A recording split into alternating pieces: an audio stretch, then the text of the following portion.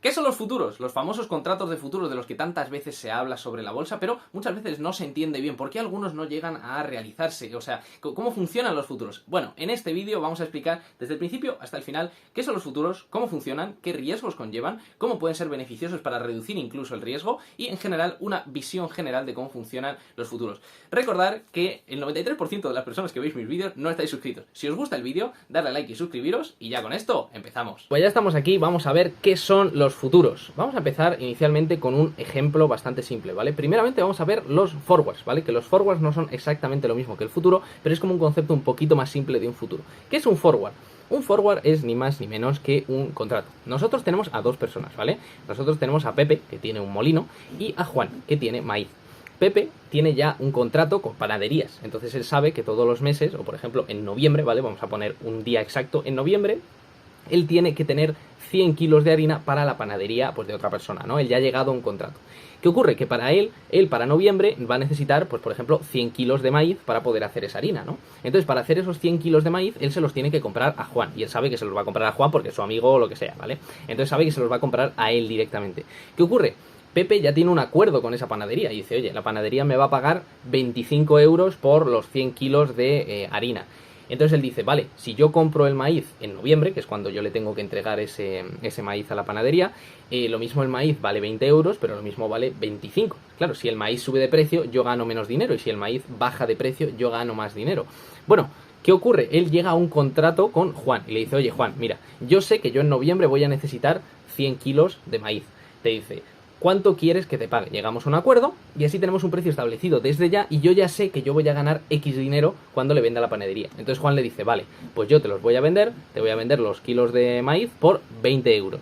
Y dice Pepe, perfecto, llegan a un acuerdo, firman a un acuerdo y por ni más ni menos que 20 euros Juan le vende sus 100 kilos de maíz a Pepe y así Pepe ya sabe que él cuando venda a la panadería va a tener esa diferencia de precio, es decir, él ya le ha vendido a la panadería para noviembre y ya sabe que va a llevarse 5 euros de diferencia. Eso es lo que se llama un forward. Un forward no es ni más ni menos que un acuerdo para comprar algo, un maíz, petróleo, lo que tú quieras, en un tiempo determinado, por un precio determinado. Tú firmas un acuerdo, ¡pam! Ya tienes un acuerdo, eso es un forward. ¿Qué diferencia hay con un futuro? Bueno, en el futuro, Pepe no sabe quién es Juan y Juan no sabe quién es Pepe. El futuro es como una generalización de un forward, básicamente. La idea es, tú llegas al exchange, en este caso, en vez de ir a la persona directamente, y buscas gente que esté vendiendo contratos de futuro, que es como se llaman, de maíz. Entonces, hay Juan, él va y dice, mira, yo quiero vender este contrato de maíz a 20 euros. Lo pone en el mercado de valores y hay otra persona que a lo mejor está pues a 300 kilómetros diciendo, oye, pues me interesa un contrato de maíz a 20 euros. Ah, mira, que hay un contrato de maíz, pues se lo compro. ¿Vale? Entonces, esa es la diferencia con los futuros. ¿Qué ocurre? Esto le da mucha más versatilidad, porque ya no es que Pepe necesita conocer a Juan, llegar a un acuerdo con él y todo el rollo, sino que él sabe que él va al mercado y va a buscar un acuerdo con alguien para poder vendérselo a este precio para esta fecha. Y además, no solo eso, sino que él puede comprar ese contrato de futuros de 100 por ejemplo, de 100 kilos de maíz, y si el maíz sube y el contrato gana valor, porque él lo ha comprado a un precio determinado y ahora el precio ha subido, con lo cual ese contrato ahora es barato, pues él dice, oye, pues lo voy a vender, se lo vendo a otra persona, y él se lo puede vender a otra persona, porque esos contratos ahora se pueden intercambiar, serían como unas cartas, ¿no? Básicamente como si fuesen acciones. Entonces, una vez que esto empieza a ocurrir con las acciones, normalmente el contrato tiene una fecha de expiración en la cual, como ya hemos dicho, pues te darían el maíz, ¿no? Te darían el petróleo. Bueno, pues esto ya deja de ocurrir y ocurre lo que se llama cash settlement. ¿Qué es el cash settlement? Bueno, básicamente, si bien algunos contratos de futuro se sigue dando esta entrega, ¿no? de lo que se está comprando, en la mayor parte de las veces no. En la mayor parte de las veces existe lo que ya digo que se llama cash settlement, que es el pago en metálico. ¿Qué significa esto? Bueno, que nosotros, por ejemplo, si compramos un futuro para noviembre en mayo, ¿vale? El futuro lo compramos pues para un barril de petróleo, esto es un ejemplo, a 19 dólares, ¿vale? Y en noviembre, que es cuando ya se supone que nos iban a dar el petróleo, el futuro, que ahora sería, bueno, el petróleo, básicamente el futuro y el spot pasa a ser el mismo, porque el futuro cuando se acaba, lo que depende es del precio del activo real, ¿no? Es decir, el petróleo en noviembre ahora vale 20 dólares, muy bien. ¿Qué ocurre? Nosotros lo hemos comprado por 19, con lo cual hemos ganado una diferencia de $1. Lo que pasa es que en vez de darnos el petróleo, nos van a dar esa diferencia monetaria, nos van a dar $1. Y diréis, ¿por qué se hace esto? Bueno, pues porque así el que recibe el contrato, es decir, el que ha comprado el contrato, nosotros hemos comprado el contrato por 19 dólares y en noviembre, en vez de darnos el petróleo, nos dan $1. Bueno, pues ahora nosotros tenemos 20 dólares y podemos ir a comprar al mercado por 19 dólares, porque los 20 dólares, o sea, nos sale el mismo precio, ¿vale? Los 20 dólares que nos hubiésemos comprado ahora. De esta forma se agiliza mucho todos los intercambios, porque es verdad que, bueno, antiguamente y en algunos, ya digo, en algunos exchanges se sigue dando el intercambio real de los productos, pero hace que todo sea más complejo, ya hay que llegar a un acuerdo físico, es todo mucho más complicado, mientras que si lo haces con dinero, pues bueno, cada uno lo hace por internet, saca su dinero en su casa y se va a comprar petróleo de al lado, pero esta vez sabiendo que, bueno, se ha ahorrado ese dinero, ¿no?, por haberlo comprado por anticipado. Básicamente es por eso por lo que ocurren los llamados cash settlement, que es una de las cosas que se comenta mucho. Muchas veces se dice, no, es que el 95% de los futuros no llegan a realizarse el intercambio. Bueno, pues sí, porque se realiza en dinero, no porque no se realice, ¿vale? Es básicamente por eso. No es que los futuros no se realicen, sino que simplemente se llega a la diferencia monetaria, se paga y ya está. Y porque si te tienen que llevar el petróleo desde Arabia Saudí hasta España es mucho más liado que si te pagan la diferencia del precio y te vas tú y te lo compras en la gasolinera, ¿vale? Esa es la idea de los cash settlement. ¿Cómo funciona el precio del petróleo o el precio de un futuro? Bueno, pues hay dos opciones, que el futuro sea más caro que el precio actual o que sea más barato. Es decir, por ejemplo, si tú compras maíz, por poner un ejemplo hipotético, el maíz, por ejemplo, te lo cobran más caro porque dicen, oye, es que yo tengo que guardar ese maíz porque yo ya tengo ese maíz, ya lo he sacado y claro, yo lo tengo que mantener en mis almacenes y a mí me cuesta un dinero mantenerlo en esos almacenes, entonces yo te voy a cobrar un poco extra, entonces el futuro, es decir, el hecho de que yo te lo vaya a dar, como pone aquí, dentro de un año, perdón que he puesto el dedazo en la cámara, va a ser, te va a salir más caro, ¿vale?, que si lo comprases directamente. Pues si tú comprases maíz ahora, bueno, tú pagas 60 euros y luego tú te apañas para que te llegue dentro de un año. Sin embargo, con el petróleo, que este es un ejemplo que suele ocurrir, el petróleo suele ser más barato comprar el futuro y que te lo den dentro de un año que comprarlo actualmente. ¿Por qué? Porque hay mucha demanda. Entonces dice, mira, hay mucha gente pidiéndome petróleo, yo si me das ahora 40 euros te lo doy dentro de un año, pero si lo quieres ahora tiene que ser 60, ¿vale? Entonces el futuro es más barato. Ya digo, esto va variando, de hecho el petróleo suele estar en lo que se llama normal backwardation, no, los nombres no son importantes, que es que el futuro es más barato que el spot. Pero sí es verdad que hay veces en las cuales se da la vuelta. Por ejemplo, con el coronavirus había muy poca gente usando petróleo. Entonces no sabían dónde meter el petróleo ya. De hecho, estaban todos los petroleros llenos de petróleo, no sabían dónde guardar petróleo porque seguían produciendo y la gente no compraba petróleo. ¿Qué ocurrió? Que el precio del petróleo se fue por las nubes, el de los futuros, y entonces decían, no, yo el petróleo ahora mismo te lo doy, vamos, te lo doy regalado. De hecho, bajó el precio del petróleo un montón. Y yo te doy, ahora mismo el petróleo te lo doy por 9 euros, pero si lo quieres dentro de un año, te cobro 58, porque es que no hay hueco donde guardar ese petróleo y yo lo tengo que guardar en algún lado. Entonces, de eso depende un poco el precio de los futuros. Entonces, todo esto viene un poco también con una fórmula que voy a explicar rápidamente, tampoco os centréis mucho, voy a tratar de explicarlo pero más o menos para que se entienda, que es cómo se llega a ese acuerdo del precio del futuro. A ver, realmente al acuerdo del precio de un futuro se llega pues entre la venta y la compra, ¿no? O sea, es como suele funcionar. Pero básicamente tiene que seguir una regla que es que el precio del futuro tiene que ser lo mismo que el precio del spot, es decir, lo que costaría ahora el maíz, multiplicado por por el risk-free rate, que el risk-free rate es lo que se considera el porcentaje que tú puedes ganar de algo en un año de forma totalmente segura, que normalmente se utiliza como ejemplo el Treasury Bill americano. Es decir, si tú compras un bono del Estado americano, te suelen dar, ahora creo que están en un 1%, pero bueno, por poner un ejemplo, te dan un 6%, pues eso sería el porcentaje que sí o sí vas a ganar asegurado en un año, invirtiendo en algo que es 100% seguro porque se considera que es segurísimo. Luego está el storage cost, que es el coste de guardarlo, pues bueno, el coste de que te lo guarden en una fábrica, por ejemplo, el 10%.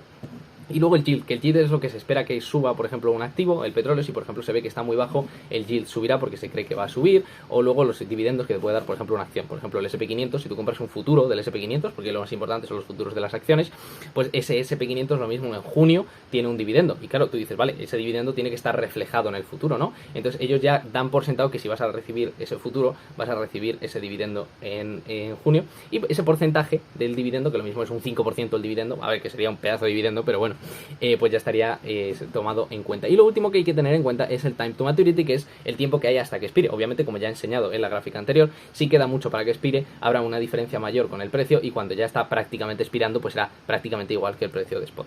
Entonces, aquí por poner un ejemplo, he puesto un futuro, un spot, que por ejemplo era el del petróleo, que valía 19 a día de hoy, y luego hemos puesto, pues yo que sé, que el free rate es el 6%, que el storage cost es el 10%, o que el yield to maturity es el 5%, y luego pones que yo que sé, que queda medio año, es todo un ejemplo, que queda medio año, pues bueno, pues el precio del futuro será 20,07. Pero todo esto lo podéis comprobar, si vosotros vais a la web, por ejemplo, del SP500, podéis ver el precio del futuro, podéis ver el precio del spot, podéis ver el risk-free rate. El risk-free rate solo tenéis que ir a FRED, que es la página de la Reserva Federal americana, y buscáis el Treasury Bill a un mes o a un año, depende del que queráis, porque ya digo, todo esto es un poquito teórico, entonces diferente gente utiliza diferentes cosas, pero bueno, si usáis el Treasury Bill a 30 días, sacáis el free rate, que os va a salir cero con algo, porque ahora está que nada. El storage cost no hay prácticamente, porque es el SP500, que es una acción, no tiene ningún coste de guardarlo, y luego os saldrá el yield. Si ponéis el time to maturity, os podéis calcular cuál será el yield del SP500. Y una vez, si veis el futuro y si veis el spot, me refiero, miráis los dos, porque los podéis encontrar en internet, podéis ver la diferencia de precios que hay, y cuando veáis la diferencia del yield, lo podéis comparar con los dividendos. Y veréis que, ¡ay, qué casualidad! El yield es justo el dividendo que suele dar el SP500. Bueno, si es que queda algún dividendo hasta que expire el futuro. ¿Por qué? Porque los futuros, ¿cuándo expiran? Esa es otra. ¿Cómo llegas tú a qué fecha quieres tú un futuro? ¿Puedes coger un futuro para mañana? Bueno, pues no. Los futuros normalmente hay 4 al año, ¿vale?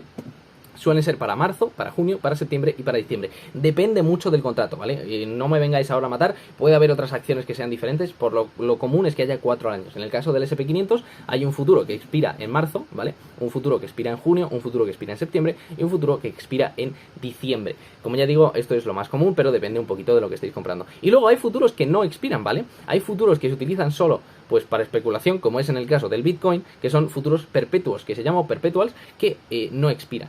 Y entonces ahora, después de saber exactamente lo que es un futuro, cómo funciona, entenderlo todo bien, diréis, vale, ¿y yo para qué quiero un futuro? ¿Vale? ¿Para qué me sirve a mí tener un futuro? Bueno, pues el futuro tiene dos cosas. La primera es la especulación, nos sirve para especular, es decir, para arriesgar más, para tener más riesgo, para poder ganar dinero más rápido y también para perder todo lo que hemos ganado en los últimos 10 años. Y la otra opción es para reducir el riesgo, eso es para lo que sirven los futuros, ¿vale? Aparte de para poder ir en corto en cosas como el SP500, que esa es otra. El SP500, como ya sabéis, es un índice que junta a un montón de empresas americanas y si tú quieres ir a corto, es decir, creer que va a bajar y ganar dinero, que lo que se hace es pedir prestado una acción y venderla luego, pues si tienes que hacer eso con cada compañía, pues te vas a morir. Entonces lo que haces es pedir prestado el futuro, porque es mucho más fácil y lo hacen mucho más fácil de intercambiar, dan mucha liquidez los futuros. Pero las opciones principales es para especulación. ¿Qué es esto de la especulación? Bueno, los futuros suelen ser un poco caros. De hecho, como habéis visto aquí, el futuro del SP500 son 200.000 euros lo que cuesta. Esto era cuando valía 4.000. Ahora mismo no sé cuánto está el SP500 justo hoy. Pero bueno, si el SP500, el valor del futuro del SP500 suele ser $50 por el valor del SP500. O sea, el precio que tú tienes que pagar, ¿no? Por cada punto, me refiero. Por cada punto son $50. Entonces, ¿cómo especulas tú? Bueno, cuando tú compras, no vas a comprar los 200.000 euros para comprar un contrato, porque es que eso sería muy líquido. Nadie tendría dinero para comprarlo porque dice, bueno, es que si voy a tener que poner 200.000 euros por contrato. No, tú pagas el 10%. ¿Qué significa esto? Que tú estás comprando en margen. ¿Qué es esto de margen? Bueno, que si tú compras un futuro de $1.000, tú solo vas a tener que poner $100. ¿Qué ocurre? Si esos $100 bajan, es decir, si bajas del 8%, te van a cerrar la posición y lo vas a perder todo, eso es lo primero. Pero si el futuro sube un 3% a $1.030, claro, tú solo has puesto 100 euros, pero tú ganas un 30% porque tú has pasado a ganar $30. A ti el precio te afecta como si hubieses comprado el futuro entero. Entonces a ti te sube, ganas $30, pero tú solo has invertido 10. O sea, 100, entonces tú estás ganando un 30%. ¿Qué ocurre si el futuro baja un 3%? Bueno, pues empieza a rezar porque has perdido un 30%, ¿vale? Y esto es con un futuro que tiene un apalancamiento, pues, de 10, ¿vale? Básicamente, por 10, porque tú estás poniendo 100 euros en vez de 1.000. Entonces lo que sería un por 10. Para que veáis cómo, o sea, qué locura es esta, ¿vale? Como ya digo, si baja un 3% te quedas sin comer porque has perdido un 30%. Pero es que en la mayor parte de brokers, de acciones, y sobre todo en cripto hay una locura. En acciones a veces se ve un 20, de hecho 20 usaba yo cuando no tenía ni idea, la verdad, eso era como echar dinero a la lotería, gracias a Dios lo hacía todo con dinero ficticio, pero eso sí, con 20, 25, 50 y en cripto, esto solo hay en cripto porque no se puede, en acciones no está, por lo menos en Europa no está regulado, se puede hasta 125x, o sea, 125x, que es que por cada €1 que pones, esto está sacando, o sea, si pusieses 100, en vez de tener 1.000, serían 10.000 o 12.500. Bueno, que una locura, de verdad, una locura. Con que suba un 0,3 ya estarías ganando un 30%. Es una locura máxima, pero bueno, todo es para especular, para ganar más dinero. Esto, de hecho, bueno, ya como comentario, afecta mucho al mundo de las cripto, porque cuando empieza a bajar la cripto, hay mucha gente que está sobreapalancada, que ha especulado un montón, ¿vale?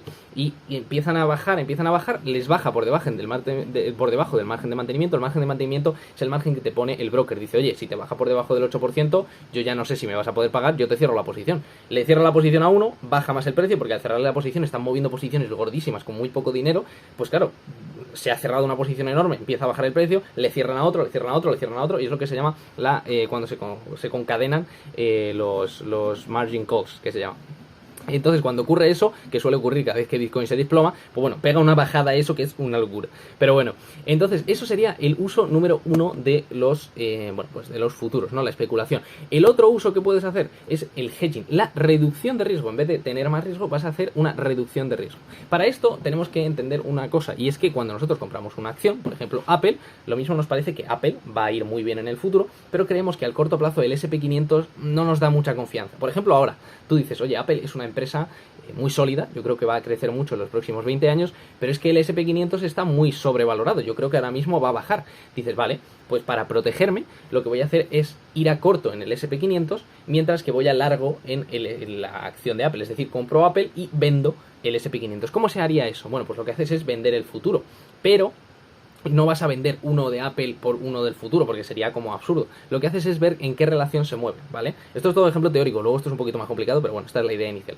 Si tú tienes Apple, hay una cosa muy importante que tienes que ver, que es la beta. ¿Qué es la beta? Bueno, la beta es la relación en la que se mueve nuestro stock con el mercado al que está referido, en este caso, ¿vale? En el caso del petróleo, pues hijo, no se puede hacer así. Pero bueno, si nosotros queremos comprar estos de Apple, ponemos que, por ejemplo, Apple tiene una beta de 1,2 con el S&P 500. ¿Qué significa esto de la beta? Bueno, esto significa que cuando el S&P 500 sube un 1%, nuestro portfolio, o en este caso Apple, va a subir un 1,2%. Significa, pues eso, es la relación que tienen Apple y el S&P 500 en su comportamiento. Entonces, si nosotros queremos reducir nuestro riesgo, hemos dicho que vamos a ir a largo en Apple y a corto en el S&P 500. Entonces, ¿qué vamos a hacer? Bueno, pues si nosotros tenemos 1.200.000 euros que vamos a poner en Apple, pues vamos a ir a largo con 1.200.000 euros en Apple. ¿Y a cuánto vamos a ir a corto en el S&P 500? ¿Cuántos contratos vamos a tener que comprar de futuros? Bueno, pues el valor del mini hemos dicho que eran $50, este es el valor del futuro del S&P 500, $50 por cada punto. Si está en 4.200 puntos, por poner un ejemplo, el valor de los contratos de futuro será 2.100 por cada futuro. Entonces, ¿cuántos futuros vamos a comprar? Pues muy fácil, básicamente hacemos la beta, que es la relación que tenemos entre nuestro portfolio y el futuro, es decir, si el futuro sube, o sea, si el futuro sube 1, nuestro portfolio va a subir 1,2, ¿no?